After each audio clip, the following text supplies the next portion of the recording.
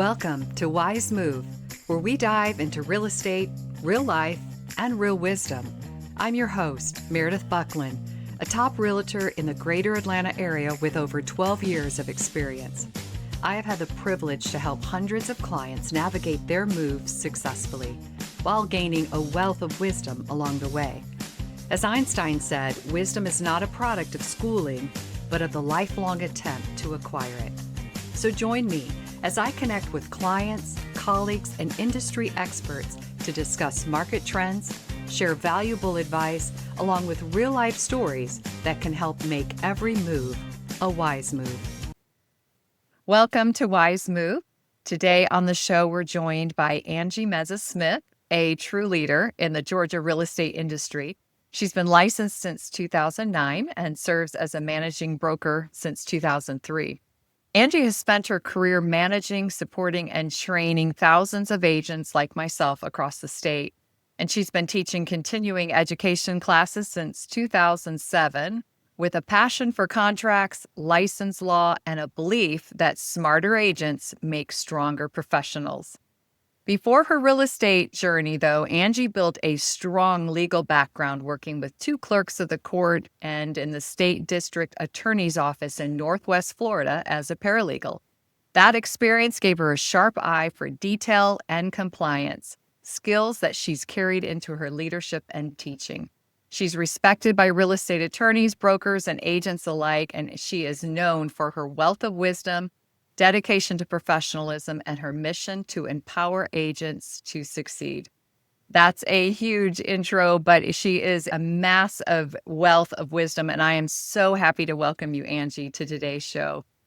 Thank you so much, Meredith. I just want to clarify, and I sent you something that had a typo in it, but I've actually been licensed since 1999. Oh, well, even better. Typo, but yeah. So coming up on 27 years, actually. Amazing. But yes, thank you for that amazing introduction. I really appreciate it. Yeah, absolutely. That is my calling in life. I think it is definitely part of my purpose is to help people understand how to do their job better, protect themselves, their license, and the clients that they're working with. I'm all about trying to empower agents. Yeah, I have a track record of that with you. Our paths crossed back a few years ago when I was heading from one brokerage and over to Palmer House Properties at that time. Met you for the first time, interviewed with you, and from there realized just what a valuable resource you were. And everywhere I go where people are like, do you know Angie Mezza-Smith? I'm like, I do. You really started the shift in my path too of just the focus on the contracts, the legalities, the details. I knew I had you on speed dial at any moment if there were some technical thing that, hey, Angie, what about this? So I personally have so much gratitude for you, Angie, and I'm excited to have you today and talk about some topics that may seem more relevant to agents, but certainly the audience at large can listen in and maybe gain an understanding of how important the work is of someone who is working to protect their investment. So we wanted to dive into a subject that sometimes is stirring up questions, or a lot of times among agents. And that first topic would probably be clear cooperation. And I would love for you just to give an overview of that. Some agents hear about that, but they're not 100% sure what that means. Can you break it down for us? So clear cooperation is a National Association of Realtors policy. And basically it says if you have an exclusive listing, and so let's just preface this by saying there's two different types of seller brokerage agreements, also known as listing agreements, that we have here in Georgia. One is the exclusive and the most common. The other is the non-exclusive. So clear cooperation is going to come into play when we're talking about exclusive listings. So clear cooperation says if you have an exclusive listing, that as soon as you advertise it in any way whatsoever, make it known to anyone, even within your own office, that you are required to input it into the multiple listing service or services that you're a member of. Now, once you've done that, you've met clear cooperation. The choice of the status that you put the listing on could be coming soon. But the problem is that a lot of agents are doing on-market dates in their listings, and words, contracts, and words and behavior need to match. So they're doing on-market dates that are 6 months out in some cases, and they have an exclusive. Once they mention that exclusive listing as a coming soon, even at their team meeting or their office or whatever, to even with agents in their own office, they're required to input it within 24 hours of mentioning it. So I don't believe that's actually being followed the way that it is supposed to be followed. But here's the big kicker. You can put it in the MLS, and then if you don't want active showings, you can put it at coming soon status, but the software system will only allow that to be on coming soon for 30 days. So if you have a 6-month on market date in your listing, you're going to need to amend that listing agreement and change it because you've started advertising it. So you can put a sign up and you can do all this advertising except for the active status in the MLS. But here's what you absolutely cannot do. And I mean absolutely cannot do with an exclusive listing until you have it not only in the MLS, but on active status. You can't show it. And see, this is what I am really concerned about, agents out there advertising. And I've often said, and I know you've heard me say this, Meredith, that rule number 1 is don't take advice from other agents. And by that, I mean, don't just blindly do what you see other people doing. So a lot of times agents will jump on a trend because they see someone who looks successful and is doing something that seems trendy, even if the something that they're doing is not necessarily the best thing or even correct. So I see these phrases like quiet listing, pocket listing. Well, a quiet listing and a pocket listing means a non-exclusive listing, not an exclusive. Because if you are out showing an exclusive when it's not on active status, in my opinion, you're at risk of violating federal fair housing laws because you're the gatekeeper and you're cherry picking who gets to see it.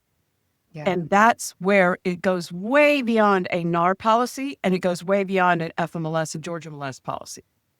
Yeah, and maybe even take it a step further for those that are listening that are not even aware of our technical terms of exclusive versus non-exclusive. What is the difference between that? And can you explain that a little bit further? Sure. Oh, you have to have written permission under license law. You have to have written permission to advertise someone's property. And you have to be a licensed broker to do it for other people. Now, any person without a license can put a for sale by owner sign in their yard and represent themselves. But if you do it for the public, you have to do it as a licensed real estate brokerage. And agents are fingers attached to the body's the broker or the brokerage, and the agents are the fingers. The body is what's facilitating and allowing them to actually do what they do and practice real estate. With an exclusive, that gives the broker exclusive rights and marketing rights such that the seller themselves is giving them permission to market the property, advertise it in any way they see fit. But the seller themselves has no right to actually market their own property. And with an exclusive, the broker is going to earn a commission even if the seller's own mother buys the property. Once that exclusive is signed, the broker is going to get paid if that property is sold. So this exclusive has a lot of power, but with power comes responsibility. So if you have that kind of power over that seller's property, for you to then show it appointment only and cherry pick who gets to see it as opposed to who doesn't, that's where I feel like or show it when it's on coming soon status, or refuse to put it in the MLS at all and do private showings or whatever. And even though you have all that exclusivity, that to me opens up the door for the potential for multiple violations. But the most important I see is fair housing. So what do you do in a case like that where you want to be able to advertise it, but you don't want MLS? You either abide by the rules and enter it into the system and advertise it as coming soon with no showings until it's active, or you start off with a non-exclusive seller brokerage agreement. The non-exclusive has all the same marketing rights. It has basically everything that the exclusive has as far as the option to put out a sign and marketing and everything. And you can even show the property. Because you don't have all this exclusive power, The seller could show the property. The seller could advertise it. The seller could find their own buyer. So the fact that you don't have that exclusive power gives you the power to do the things that you're actually wanting to do without the responsibility associated with the exclusive, which says no showings until it's active and available for all buyers and all agents to book a showing. Does that make sense? Yeah, no, it's great explanation. So with power of the exclusivity, which everybody wants, comes responsibility. So if a seller comes to an agent and they're like, hey, I want to list my home, they sign an agreement, they have criteria that they need to follow at that. I have seen some cases, and I'm sure you have, where sellers are on the fence about, they haven't narrowed down that exact agent. They haven't signed the agreement yet. They might be talking to a couple of different agents. But then in the meantime, they'll maybe solicit to an agent to go ahead and get your sign in the yard because they're trying to see what the market is. And if somebody wants to show it, that's great, but I don't want to be on the market yet. Your answer to that? Not exclusive. Not exclusive all day long. Not exclusive all day long. Yeah. And at first, when I started saying this to agents, it was people were looking at me like I had two heads, and they were like, what do you mean? And when I explained it to them on a broader scale, and I was like, this is a superpower, doc. And this is going to accomplish everything you want to accomplish. So get past the whole exclusive, not exclusive thing and realize what an invaluable tool this is if this is what you want to do. If this is what the seller wants to do, this is a wonderful, valuable tool. You can put a sign in the yard or not. You can show it or not. You can, could do all the things. And it's just amazing, but we have to restructure our thinking. And a lot of times the problem is everybody wants to adjust the behavior, and they don't realize that you need to adjust the legal document that you're using because you've adjusted the behavior. And now your behavior has changed and the contract you're using doesn't match that. Yeah. And the clear cooperation has been such a hot topic, and there's opinions on either side of this somewhat within why you would have it or what the holdup is. What are you hearing, the rumblings in the background and arguments that have been posed to you that you've been able to push back on? And I actually just spoke about this earlier in the week. I was being asked about the Zillow and Compass lawsuit. And I've told people several times I haven't read Compass's marketing agreement, so I'm not going to speak on those, and I can't speak on those. But I can tell you that, I will tell you that if one of the things that agents here in Georgia need to understand is the Zillow policy from a practical standpoint said if you have an exclusive listing and you follow the rules and you enter it into the FMLS and Georgia MLS, for example, for years now, we've actually had a little box that you can opt out of having the listing syndicated out to national sites. Mm-hmm. That box has been there for years. Zillow is now saying if you opt out of that, and by the way, the Forms Committee added a disclaimer because of the clear cooperation policy. They added a disclaimer to our non-exclusive as well as our exclusive seller brokerage agreements, also known as listing agreements, that clarifies for sellers that if they don't do maximum marketing and maximum exposure, that they may not get the highest offer, that they may not get as much exposure to as many buyers and therefore might not get the highest offer. So they just need to know that. And when they sign the listing agreement, they're acknowledging that. But basically what Zillow has said to the local MLSs, and is part of their policy that's kind of controversial right now, is that if you opt out of those national sites and then later edit the listing and opt in, Realtor.com will pick up that listing and other national sites will pick up the listing. Zillow will not. So if you've opted out, now my assumption, and I don't know for a fact, if you were to withdraw that listing and enter it in with a new MLS number, then and you opted in, I think it would probably be fine. I think it's probably tied to the software and tied to that MLS number. But that's something that we just need to be aware of. The other thing I'm hearing, Meredith, is that, is this really what's best for the sellers? And, is it really giving them the maximum exposure? And so a lot of times, that cherry picking, if you will, that being the gatekeeper, is that really what's in the best interest of sellers? So certainly there's times where properties aren't in the best condition and maybe someone's not ready to put it on the multiple listing service yet. That's the whole reason for the delayed marketing date in our listing agreement. But to have something that's only marketed in a limited way, that's something that the sellers really need to understand. And I would encourage agents to read that section in the listing agreement about, the fact that if they're choosing to go that route, that this might not get them the maximum exposure and therefore might not get them the maximum price. Yeah, which is great information for sellers to be aware of and to understand that.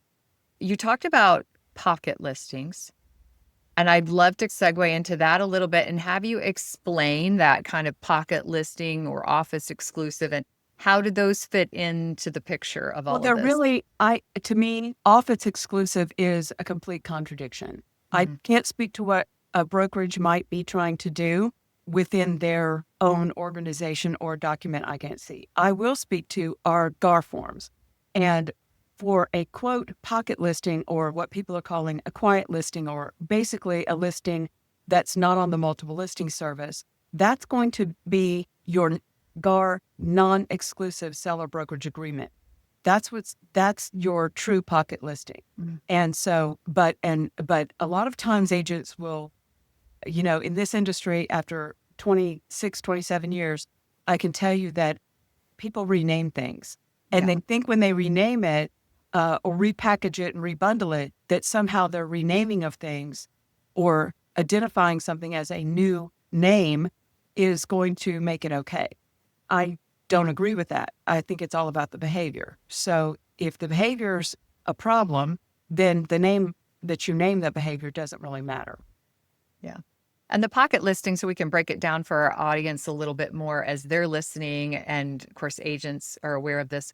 Describe what a pocket listing is generally and how agents are able, if any, ways to handle those. You have a tremendous amount of, basically the way I like to describe it to agents is if you would have the seller sign the non-exclusive seller brokerage engagement agreement, AKA the non-exclusive listing, it would have the checkbox that says that they either will do or do not want to authorize you to put a sign in the yard.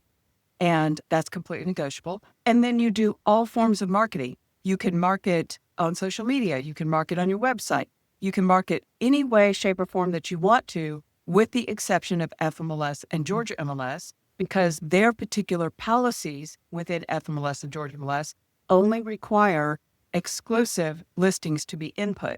Now, FMLS, because there are so many violations going on out there, and by violations, I mean agents obtaining exclusive listings that are supposed to be input into FMLS and Georgia MLS, which is also a membership requirement and not being put in there, that FMLS is now saying you don't have to enter a non-exclusive listing into our system because that's not required. But we want you to email a copy of your non-exclusive listing because it's such a problem. So if, in fact, you do have a sign out, and in fact, you are advertising and showing and doing all these things on this property, and you're a member of FMLS, that we just want to make sure that you are actually in possession of a non-exclusive rather than an exclusive. So email it to us. They're doing their best to try to make agents accountable. Yeah. I don't know how well that's going to go. I don't know if people are going to honor it. I don't know how that's going to get enforced, but I can tell you that is a new rule.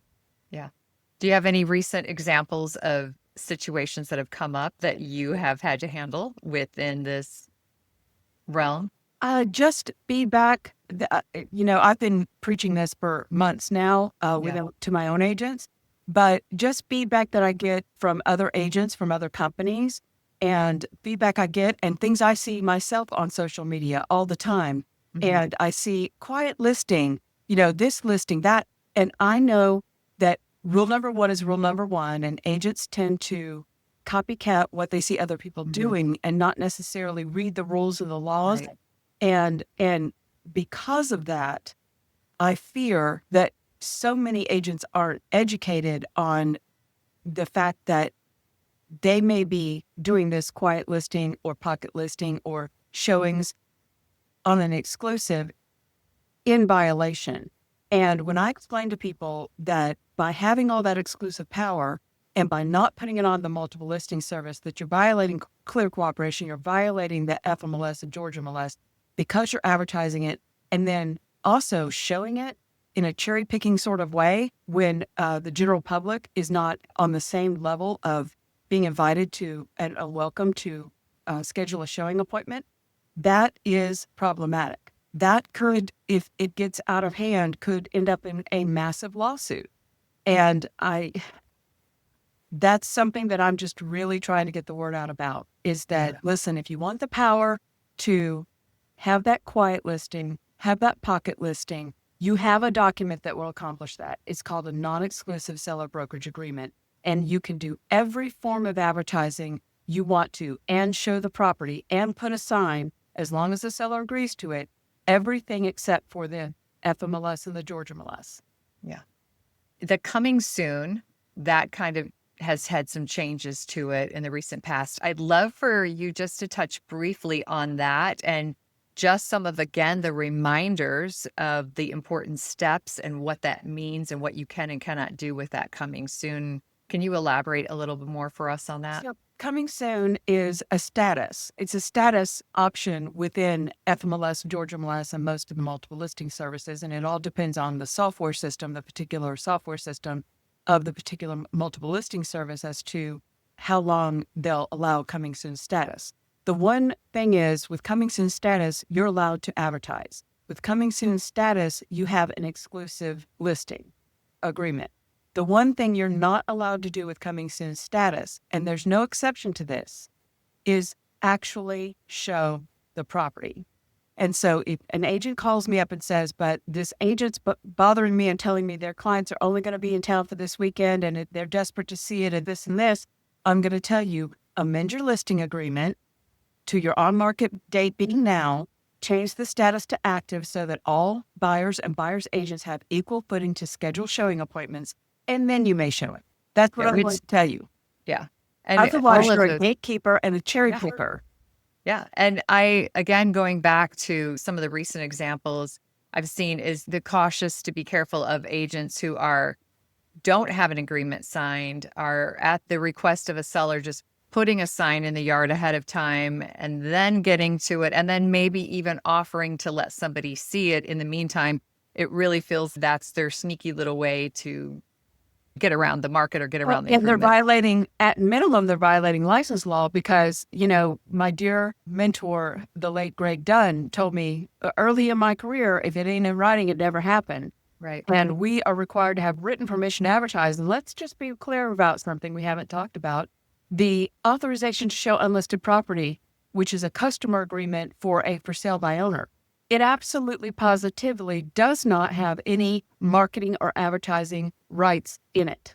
Just because a seller signs that, they're saying, I'm just willing to agree to pay you for bringing me a buyer. If you bring me a buyer, I'm still a customer, I'm not a client, but in no way does that give you, the agent or the brokerage you work for, the right to actually advertise that property. That's a common misunderstanding. But if you read that document, you will not find any advertising rights. Can't put a sign, you can't post it on social media, you can't do all these things to try to get that buyer. Presumably, and the intent of that form is that you already have an interested buyer. You happen to see the for sale by owner advertisement by the seller, however it is that you see it, or the buyer sees it, and you approach the seller. May I show your property? And if so, would you be willing to pay a commission? Yeah. Which is so helpful to know because a lot of times we're in these moments and we get asked a question or the seller, we're a busy moment and we just think, oh yeah, that's okay. Like you said, go ahead and show the property or go. And we're actually violating the rules that we need to be upholding and muddying the water, so to speak, on a lot of these areas. Which brings me to rule number 2. Rule number 2 is don't take advice from customers. Yes. So just because a seller tells you verbally, oh, go ahead and sign for me, Meredith, or go ahead and stick the sign up, it's fine, or go ahead this and go ahead that. You're the licensee. You're the one with the license. You're the professional. You are tasked and accountable for knowing what those rules and laws are. The rules and laws exist for 2 primary reasons. First and foremost, protection of the public. Mm-hmm. Secondly, protection of each other from our competitors doing unfair practices. Yeah. And even that, going back to that little sign, you go ahead and sign for me, go ahead and do that. Being very careful as the agent that your buyer or seller is signing their own documents. They're filling out the disclosures. They're doing all that. I'll tell you, I had a recent one that went through the final stages of underwriting. And for the very first time, I was asked by the underwriting lending to show proof of an e-signature. And they And actually could see on there the different, where this IP address was, where it was signed, what email it was coming from. And mine was, of course, in yeah, order, but it made me look at that again, because sometimes they might have a technical glitch or sometimes there might be an issue, but being very careful to make sure that they are actually the ones signing the document, because underwriting's absolutely. looking at it too. So, Absolutely. And I'm glad to hear that, actually, yeah, yeah, because, there have been lawsuits, very expensive lawsuits, where agents broke rule number 2, for example, and they knew that an email was going to another person, maybe a family member, rather than going to the actual party that was supposed to be right. signing. When people get themselves in a legal mess later and they want to get out of the legal mess and not be accountable, that's when they throw the agent under the bus and say, oh, you can't actually hold me accountable for breaching that contract because I never signed it, Yeah, because the agent clicked that for me or signed that for me or sent that to my brother-in-law or sent that to whoever.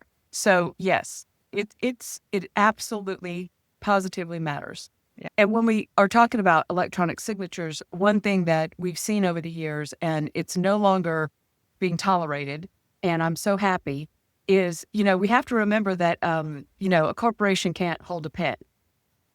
So when we have an entity of any kind that is the owner of the property, even if it's an estate, a trust, if it's a LLC, whatever, the name of the entity is the actual entity, the estate of blank, the XYZ LLC, etc. Then the signature, including electronic signatures, have to identify the human being and the name of the human being who is the authorized signer for the entity and their role. Is it Angie signing as A period, I period, F period, Angie Mezza-Smith signing as A period, I period, F period, which means attorney in fact for Meredith Buckland? Is that because I have a power of attorney? So I would then have to identify my name, my signature, and my role. I'm attorney in fact for Meredith Buckland. Or am I signing as Angie Mezza-Smith as managing member of RE School of Georgia LLC? But I have to identify my signature and my name. So often, and I know you've seen this, Meredith, there's no way you haven't, where agents just do the easy button and the easy rule, and the software automatically defaults to the name of the entity in cursive. That's not going to be considered an actual binding signature anymore. And that language was added to the signature page of our purchase and sale agreement. If you look at the very top of the last page where the signatures are of the purchase and sale agreement, there is language there that explains that. And I believe it's been added to the brokerage agreements as well, is don't go using the convenience of an electronic signature without identifying who the human being is behind that signature. yeah.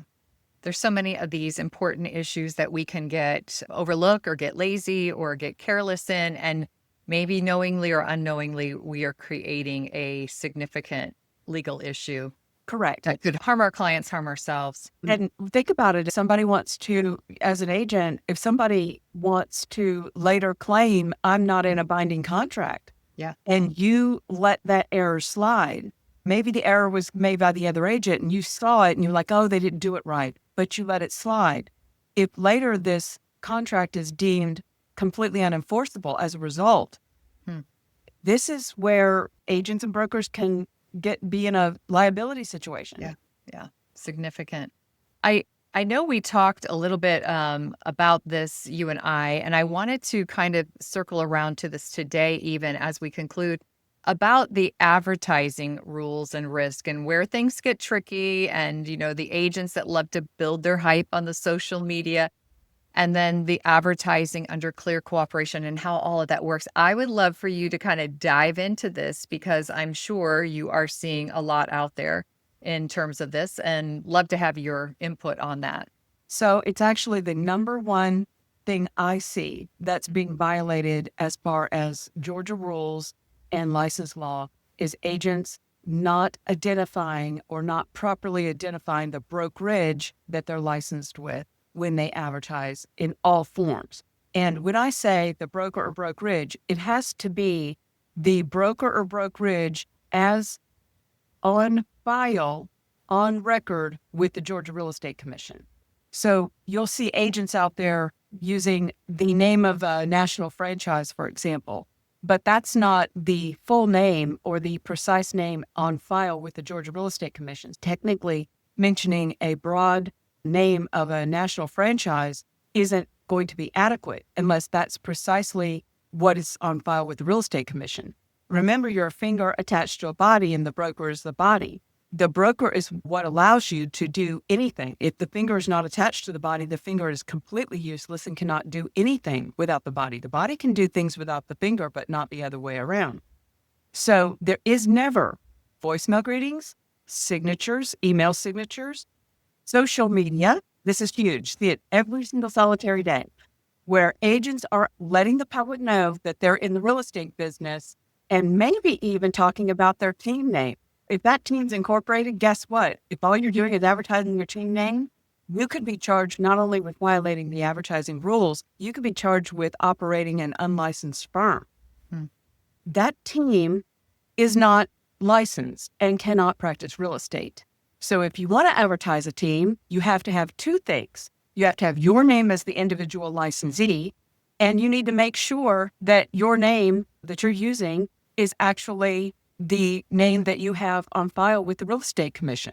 So a lot of agents use their middle name, and that's how they market themselves. If that's not what's on file with the Real Estate Commission, you need to take 5 minutes or less and fill out a Georgia Real Estate Commission change application and email it into the Real Estate Commission to change your name on your license to match what it is you're using. They don't care. They'll approve it. They don't ask you to send any supporting documentation. Just change it to make sure that whatever you're advertising to the public is exactly the name that matches your license. Same with the brokerage. Look up your brokerage on the Georgia Real Estate Commission website by its H number or its firm license number and see all the DBAs and see the names as they are on file and make sure your advertising all includes the name of the brokerage, your email signature, your voicemail greeting, everything. There is never a time you identify to the public that you're in the real estate business that you are not supposed to be adding the name of the firm as identified by the Real Estate Commission. Now, when it comes to property advertising, and this is the other thing we see, when it comes to advertising property, whether it's an agent website, and it specifically says this in the rules, or it's social media or whatever it is, you have to follow the additional rules around property advertising, which not only says you have to include the name of the licensed brokerage, but you also have to include the name or the phone number of the licensed brokerage. And it must be as large, as prominent, as bold, as frequent as the name of the agent and the agent's phone number, and of course the team name. So if anything is more bold, more prominent, or more frequent, it will be the broker's name and the broker's phone number, not the agent name or the team name. Yeah. So that is property advertising. Yeah. And so even on someone's personal or social media, are there specific rules that they need to be aware of too, even within that, as far as their logos or their anything within that? It doesn't matter. It doesn't matter to the Real Estate Commission whether it's your personal social media or not. It's what are you doing with it? Are you on your personal Facebook saying to the public, I'm in the real estate business? I don't care if you own a corporation and that corporation also happens to be a team name. I get that argument a lot. Mm-hmm. That team is not allowed to practice real estate. It's not licensed. So fine, if you want to advertise your team name, just make sure you're also advertising the name of the licensed brokerage and yourself and your license name as the licensee, because you and the brokerage are the ones practicing real estate. The public has to be able to get a hold of the body. And the rules actually say the public has to be able to get a hold of the body, the brokerage, without going through the licensee if they want to. can't do that if they don't know who the brokerage is. Yeah, that's important to know. And for those agents, the risk for agents if they mess up in this area, what fines or action are you seeing? The fines can be in the thousands, but the investigation process and the fact that their social media during the investigation process would have to be shut down and unpublished in most cases, not to mention the time-consuming amount, and then also the cost of redoing things like signs, etc. The other thing that agents need to understand, because this would be an additional violation, is the first thing they're going to do if someone reports you, and a lot of times it's a competitor that's going to report you. But if someone reports you and you get investigated for an advertising violation, then the first thing that the real estate commission investigator is going to ask the broker when they contact the broker is, did this licensee of yours get this ad, which they were required to do, approved by you? And if the answer is no, of course not. I never have seen this before, because I would have told them they needed the font size to be bigger. They needed the phone number there. They needed it to be, et cetera, et cetera. It's not compliant. So then that's an additional violation, because guys, you fingers, the licensees, have to have all advertising approved by the broker or managing broker in charge at the firm you're licensed with before you publish it. Now, if a firm, for example, has a standard approved compliant sign, and the sign, all you do is add your standard phone number and name in the appropriate font size, and all that's already been vetted, you don't have to get every standard template approved every single time once that template has been deemed to be compliant. Again, but when you're out there creating new pieces, then you need to get that approved. You're creating a new flyer, a new postcard, a new what have you, where the template has not been approved. You need to get that approved. Yeah, which is good. Just good reminders. Again, we get into business mode and we act independently too many times, and it's good to be reminded and brought back in. You're teaching a significant amount of CE classes and educating, and what are some of your upcoming classes that you're doing, and where can agents even direct and find you in that, and maybe some key topics that you are excited about that are coming to the table? Well, I'm going to be expanding. Right now, I only have one class coming up that's scheduled at the moment. I've taken a little time off because I'm about to be a grandmother. Any day now. We are literally married. We are at any day now. But I do have a class coming up on the 18th of September, and it's Code of Ethics. Okay. And not only will it meet CE requirements, it meets broker CE requirements. So if you have a salesperson license, you'll get regular CE. If you have a broker's license, you'll get broker CE. And it also meets your requirement for Code of Ethics training for your board of realtors. So after class, you'll get an actual certificate of completion. So it does a lot of things, this class. And my school website is reschoolofgeorgia, spelled out, .com, reschoolofgeorgia.com. And so I will be adding additional classes. I'm going to focus a lot on expanding my collection of broker CE, because broker CE is great since it will meet the new requirements that 18 of the 36 hours you have when you renew your license, if you have an associate broker or a qualifying broker license, 18 of the 36 hours must be broker CE approved. I've got a couple approved, but I've got to expand and get additional ones approved. The beautiful thing is, if you don't have a broker's license, you can still take the class and you'll get a regular CE credit for it. Yeah. So it's fine. Yeah. Yeah, so excited about some of these classes. I know you are a fantastic educator. I've benefited from some of your classes. Are there some favorite ones that you have coming up that you're like super excited about? Right now, the hot button class that really finding, I dusted it off and redid it and gave it a complete overhaul, is Advertising 101. That's a good one. And I tell you, after I leave that class sometimes and I explain to agents and show them examples of all the problems. Yeah. The first few times I taught it, once I revamped it, and I even dive into things like fair housing, and I tell agents, don't use the F word in your advertising. And they're like, what? And I'm like, family. Yeah. Don't talk about people or what people do in your advertising. You sell real estate. But I told my husband when I came home from teaching that first class, I said, I think I just told everybody the world was round. They're telling me, no way, lady, you're out of your mind, because we see what everybody else is doing on social media and we all can't be wrong. The world's not really round. And I'm like, but it is. I promise. I can prove it. Yeah. So that's a good one. I have a class called Running Effective Amendments and Special Steps that is a big hit. Agents are really enjoying that one.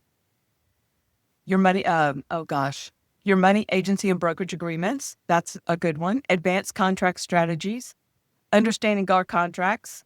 I have several, but most of mine are going to be, my wheelhouse is contracts law.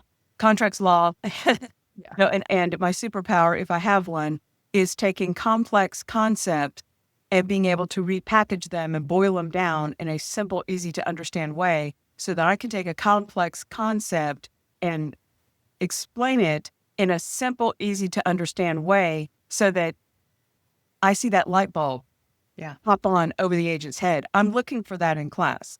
I want to see the light bulb come on. If the light bulb's not coming on, I'm not doing it right. Yeah.